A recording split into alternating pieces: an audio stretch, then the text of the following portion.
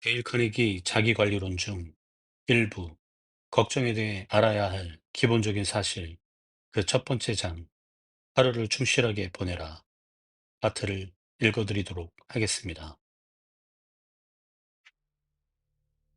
1871년 봄, 한 청년이 책을 읽다가 그의 인생에 깊은 영향을 끼친 한 구절을 발견했다.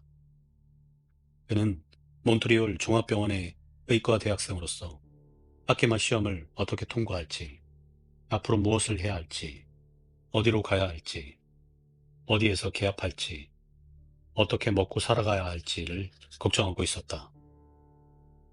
이 젊은 대학생이 1871년에 읽은 한 구절은 그를 당대 최고의 의사가 되도록 도와주었다. 그는 세계적으로 유명한 존스 홉킨스 의과대학을 건립했다. 또한 옥스퍼드 의과대학 교수가 됐다. 이는 대영 제국에서 의사에게 부여될 수 있는 가장 명예로운 직책이었다.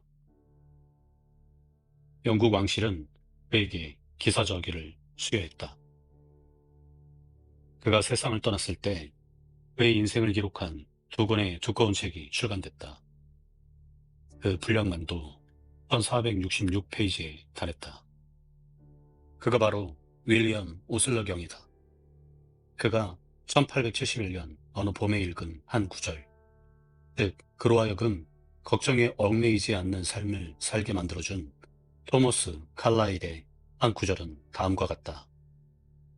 우리의 주된 임무는 멀리 있어 잘 보이지 않는 것을 보는 것이 아니라 당장 눈앞에 또렷이 보이는 것을 실천하는 것이다. 42년 후 캠퍼스 가득 튤립이 꽃을 피우던 어느 따스한 봄날 저녁, 윌리엄 모슬러 경은 예일대 학생들 앞에서 연설했다. 그는 이렇게 말했다.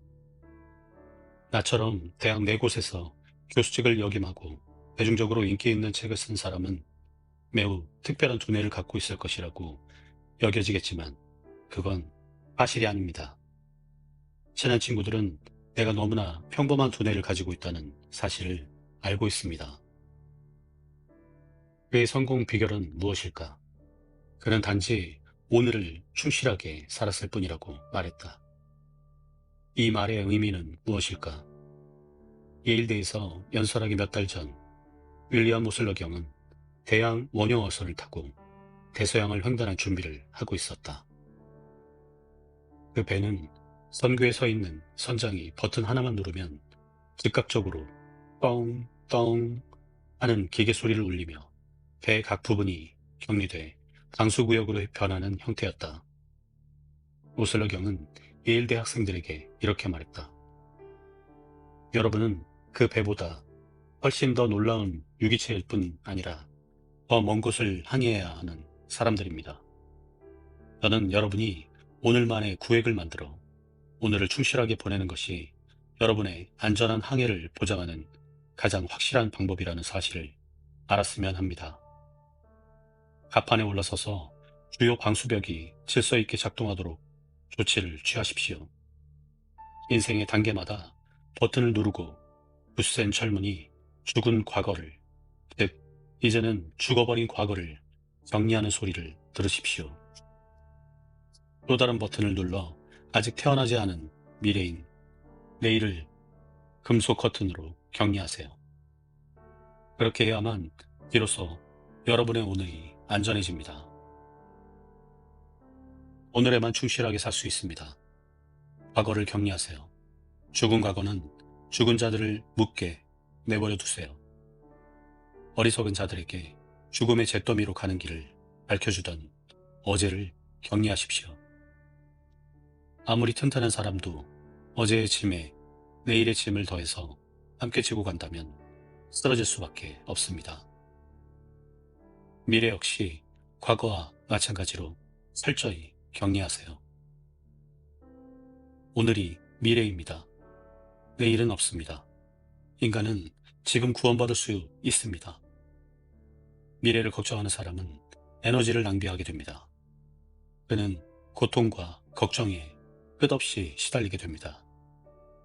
그러므로 단단히 문을 걸어 잠그세요. 자신의 배 앞부분에서 뒷부분까지 곳곳에 방수벽을 세우고 오늘의 구에게서만 생활하는 습관을 익히도록 하세요. 윌리엄 오슬러 경의 말은 내일을 위한 노력을 하지 말아야 한다는 뜻이었을까? 결코 아니다. 그는 다만 그 연설에서 여러분의 모든 지성과 결정을 동원해 오늘 해야 할 일을 오늘 가장 잘 하는데 집중하는 것이 내일을 위한 최선의 준비라는 길임을 말하고 싶었을 뿐이다. 그것만이 여러분이 미래를 대비하는 유일한 방법이다.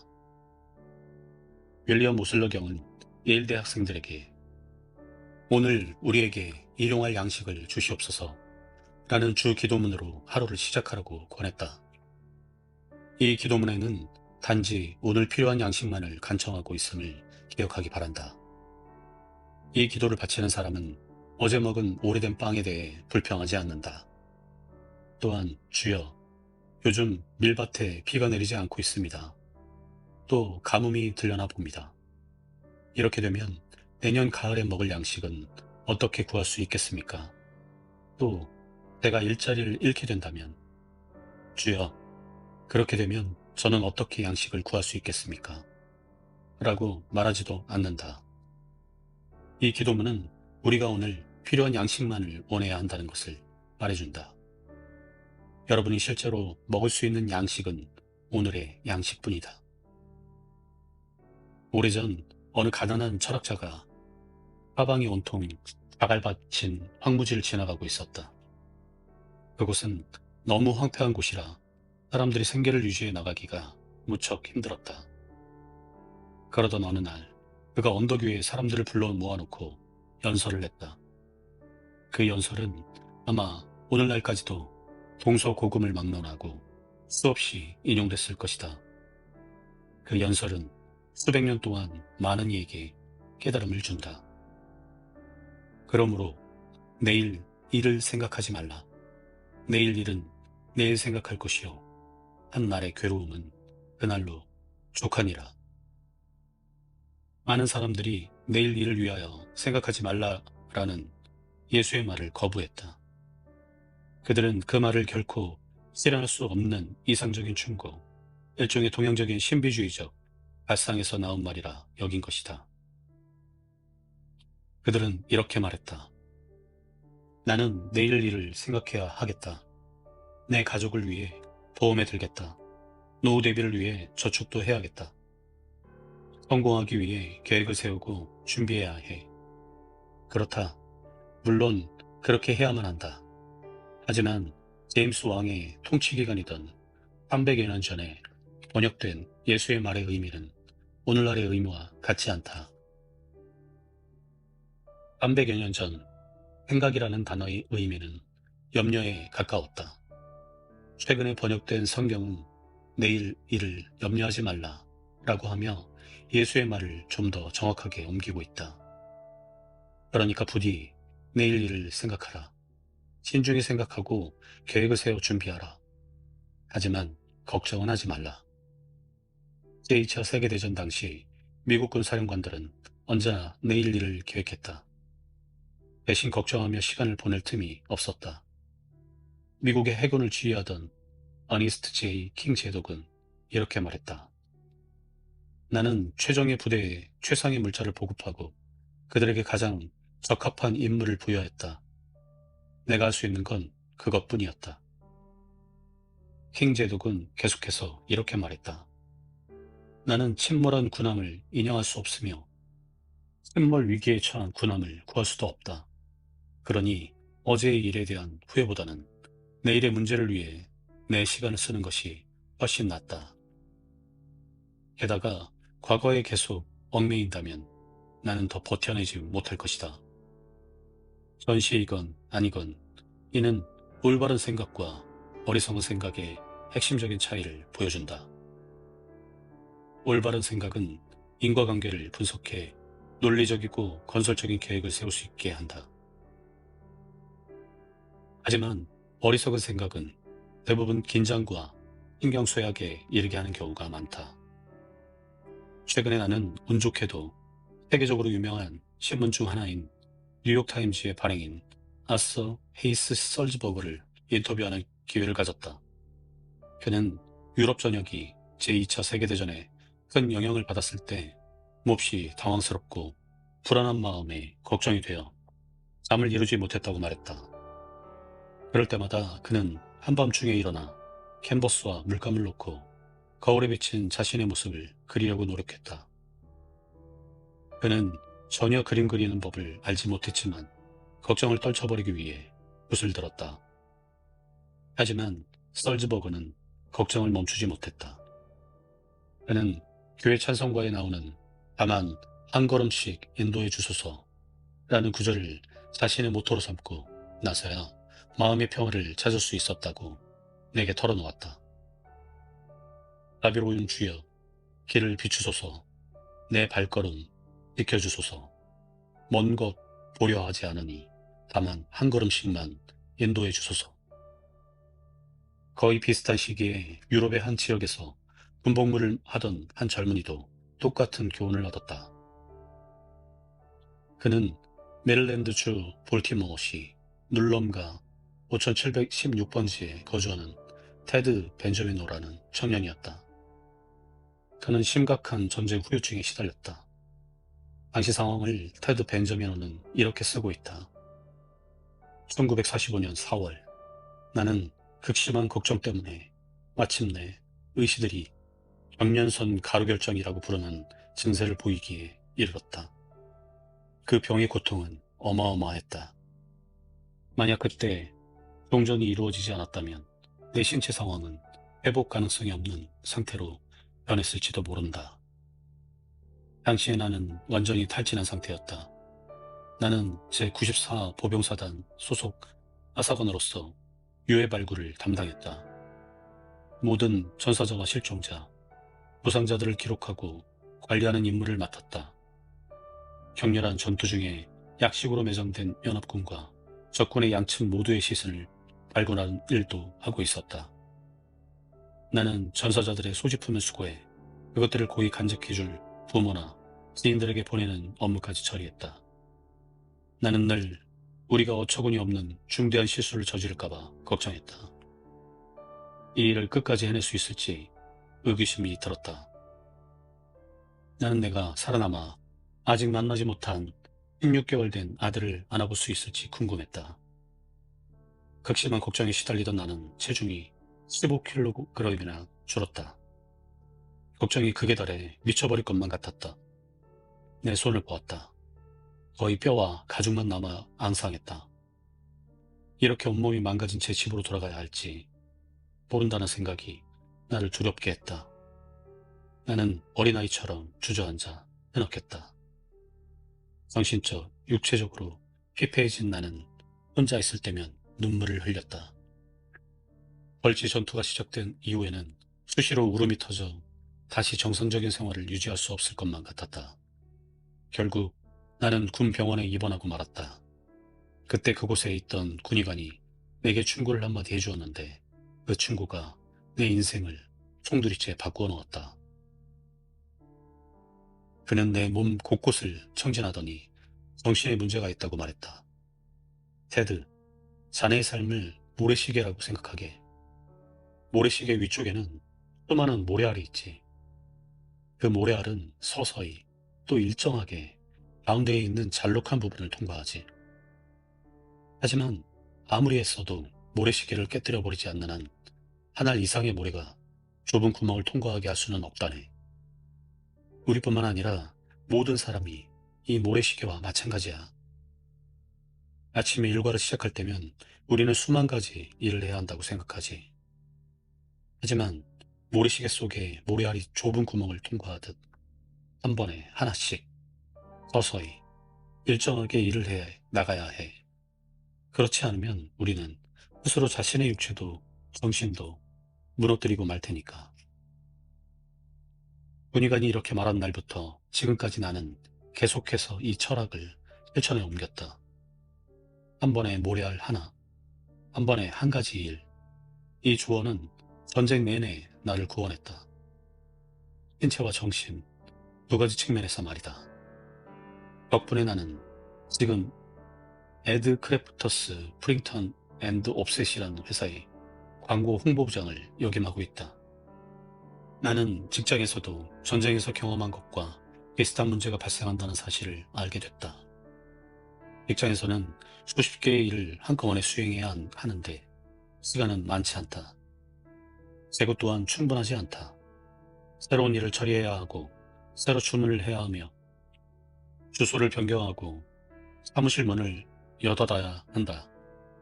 하지만 나는 긴장하거나 조급해하는 대신 군의관이 내게 해준 말을 떠올렸다. 한 번에 모래알 하나, 한 번에 한 가지 일.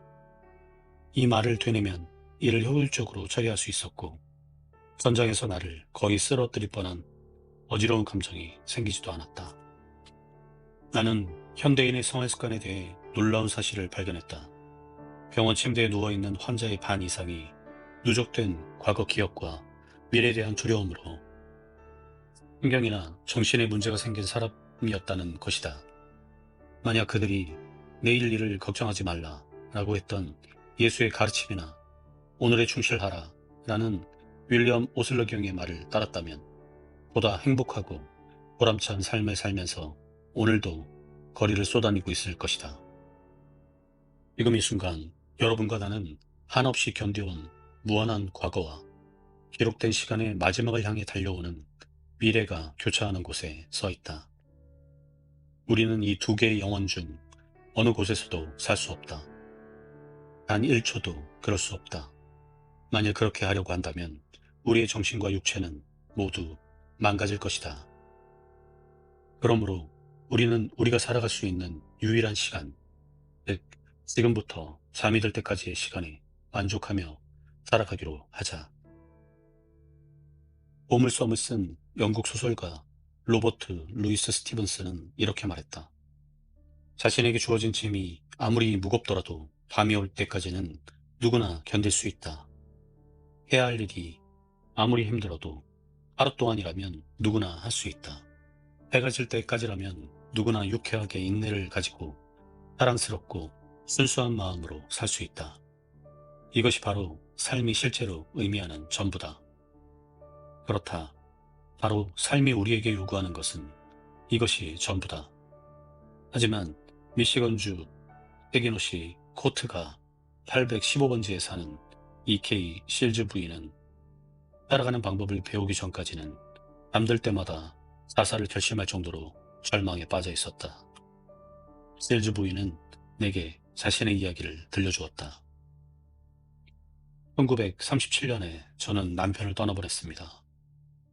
삶의 의욕을 완전히 잃었고 저는 수중에 돈 한 푼 없던 빈털털이었습니다. 그래서 일전에 근무한 캔자스시에 있는 로치 파울러 컴퍼니의 상사였던 리언 로치 씨에게 편지를 보내 일자리를 구했습니다. 그는 내가 과거에 하던 일을 맡겼습니다.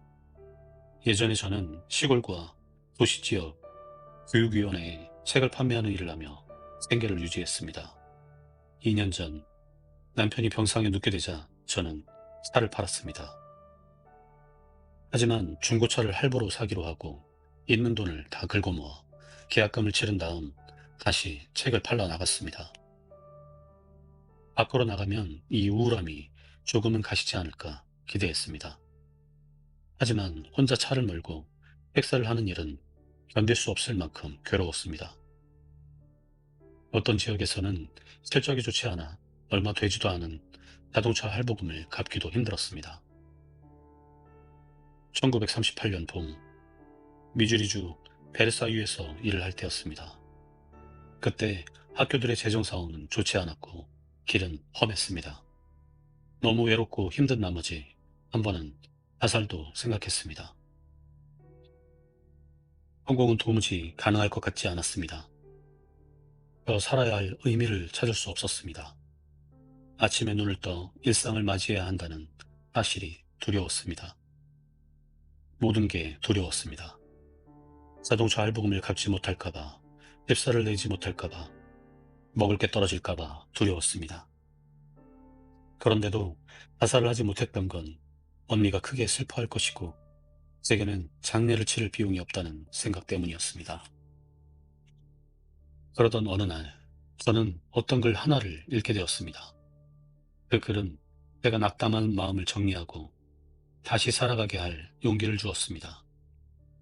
저는 제게 용기를 준 그 문장 하나를 영원히 기억할 것입니다. 현명한 자에게는 하루하루가 새로운 삶이다. 저는 그 문장을 타이핑해서 자동차 앞 유리창에 붙여놓고 운전을 할 때마다 봤습니다. 한 번에 단 하루를 사는 것, 그것은 결코 어려운 일이 아니라는 사실을 깨달았습니다. 어제를 잊고 내일을 생각하지 않는 법을 배웠습니다. 아침마다 저는 이렇게 말하곤 합니다. 오늘은 새로운 인생이다. 그렇게 저는 외로움과 가난에 대한 두려움에서 벗어날 수 있었습니다. 지금 저는 행복하고 어느 정도 성공했으며 삶에 대한 열정과 사랑도 듬뿍 지니고 있습니다. 이제는 삶이 아무리 저를 놀라게 하더라도 절대 두려워하지 않을 것을 알고 있습니다. 또한 미래를 두려워할 필요가 없다는 것도 알고 있습니다. 저는 이제 한 번에 하루씩 살 수 있다는 것과 현명한 자에게는 하루하루가 새로운 삶이라는 것을 알고 있습니다. 여러분은 혹시 이 시를 쓴 사람이 누구인지 아는가? 행복하도다. 홀로 행복하도다. 오늘을 내 것이라고 말할 수 있는 사람. 이렇게 단언할 수 있는 사람. 내일이여 무슨 짓이라도 해보라. 나는 오늘을 살 것이니. 이 시는 최근에 나온 시처럼 느껴진다. 그렇지 않은가?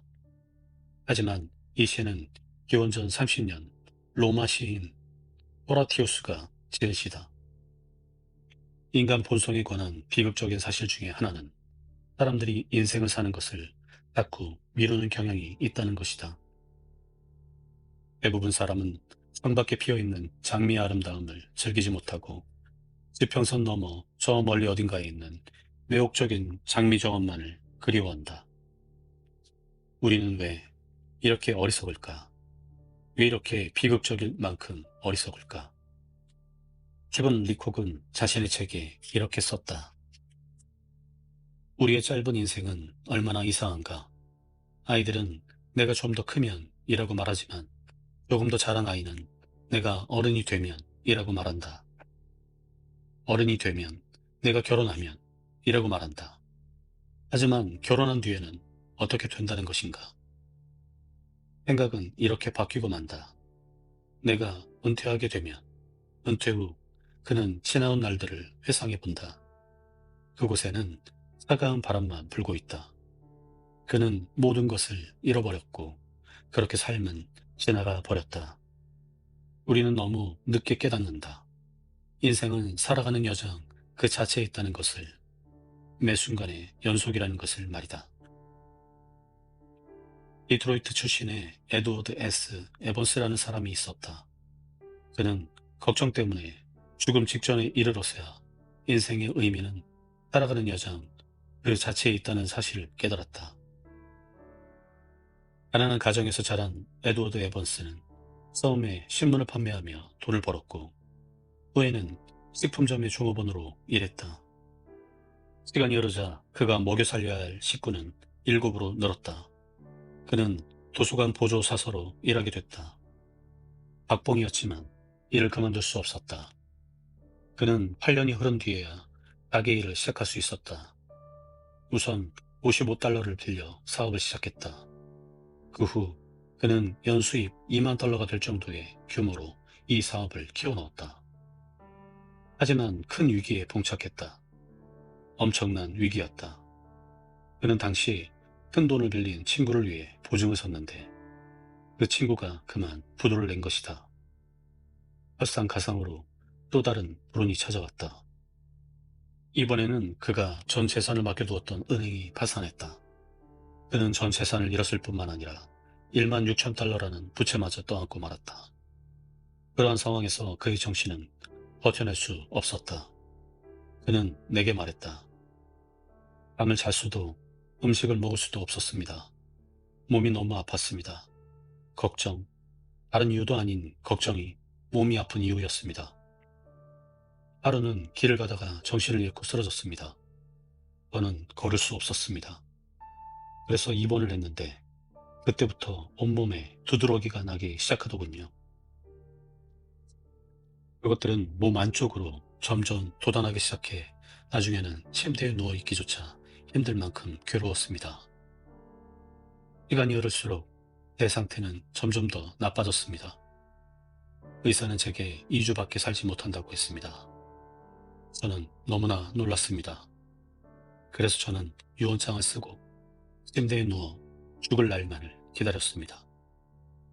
아무리 몸부림치고 걱정을 한다 해도 소용이 없을 테니까요. 체념한 상태로 마음 편히 잠을 이루었습니다. 몇 주간 한 번에 2시간 이상 잠든 적이 없었는데 이제 모든 게 끝난다고 생각하니 갓난아이처럼 잠들 수 있었습니다. 그리고 저를 힘들게 하던 피곤함도 사라졌습니다. 식욕이 돌아왔고 체중도 늘었습니다. 그렇게 몇 주가 지나자 목발을 짚고 걸어다닐 정도로 호전되었습니다. 그리고 6주 후에는 다시 일을 시작할 수 있었습니다. 예전에는 1년에 2만 달러를 벌었지만 지금은 일주일에 30달러를 받는 일을 해도 즐겁습니다. 저는 자동차를 선적할 때 차량의 바퀴 뒤를 받쳐주는 블록을 판매하는 일을 했습니다. 그동안 저는 깨달은 것이 있습니다. 이제는 더 이상 걱정하지 말자. 과거의 일을 후회하지도 미래의 일을 두려워하지도 말자. 저는 제 모든 시간과 에너지 그리고 정렬을 블록을 판매하는 데 집중시키고 있습니다.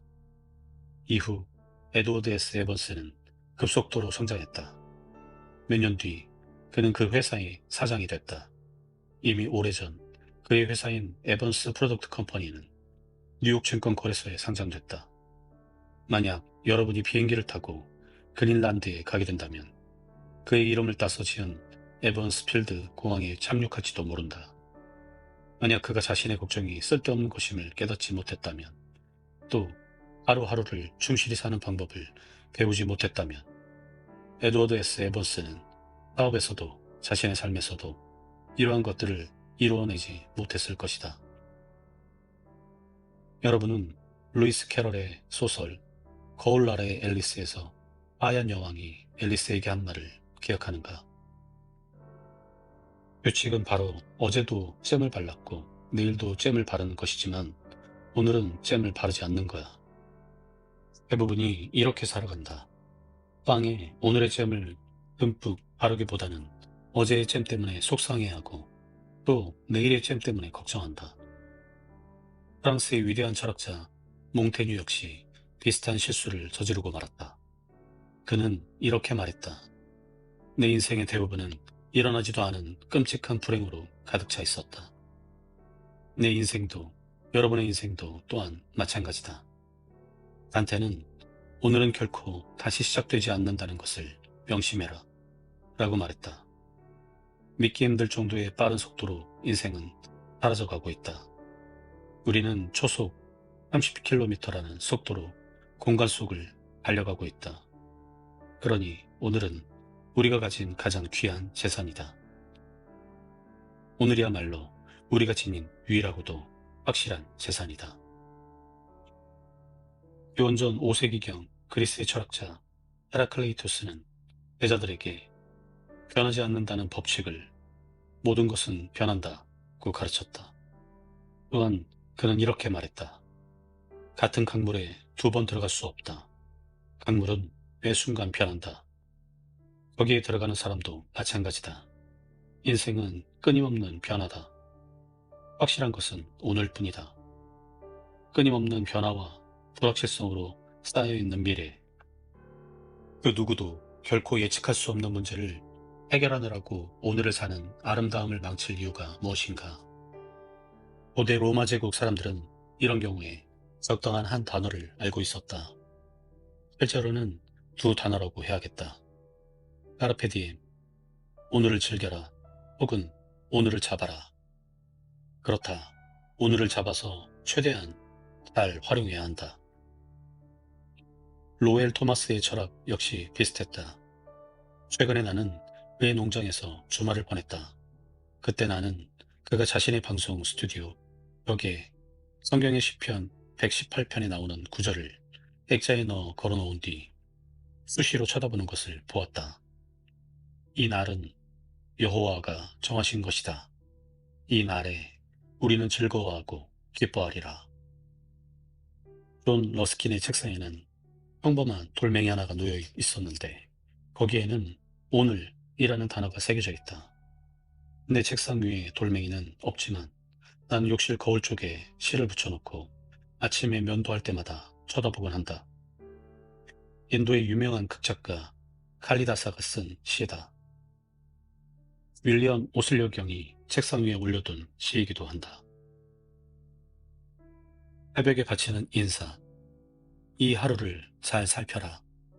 하루가 인생이며 또 인생 중에 인생이니 그 짧은 시간 속에 그대 존재의 진실과 현실이 담겨 있으니 성장의 축복, 행함의 영광이, 아름다움의 광휘가 어제는 한낱 꿈이고 내일은 환상일 뿐이니 하지만 오늘의 충실한 이에게 어제는 행복한 꿈이며 내일은 희망 가득한 환상이로다.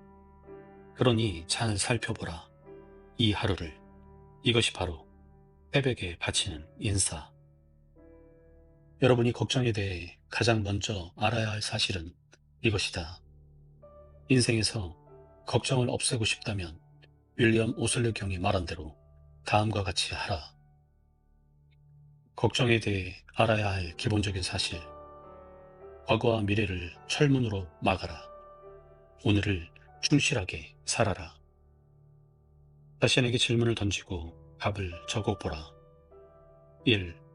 나는 미래에 대한 걱정과 지평선 너머의 어딘가에 매혹적인 장미 정원을 꿈꾸며 오늘을 사는 것을 미루지는 않았나. 2. 때때로 과거의 일, 이미 지나가버려 돌이킬 수 없는 일로 후회하느라 괴로워한 적이 있는가. 3. 아침에 일어날 때 오늘을 즐길 결심을, 하루 24시간을 최대한 활용하겠다는 결심을 하는가. 4. 오늘 충실하게 생활함으로써 조금 더 보람찬 인생을 살아갈 수 있는가. 5. 언제부터 실행할 수 있는가. 다음 주, 내일, 오늘. 지금까지 데일 카네기 자기관리론 중 첫 번째 파트, 걱정에 대해 알아야 할 기본적인 사실 중에서 첫 번째 이야기인 하루를 충실하게 보내라 부분을 읽어드렸습니다. 내일을 걱정하지 않는 충실한 하루를 보내시기 바랍니다. 감사합니다.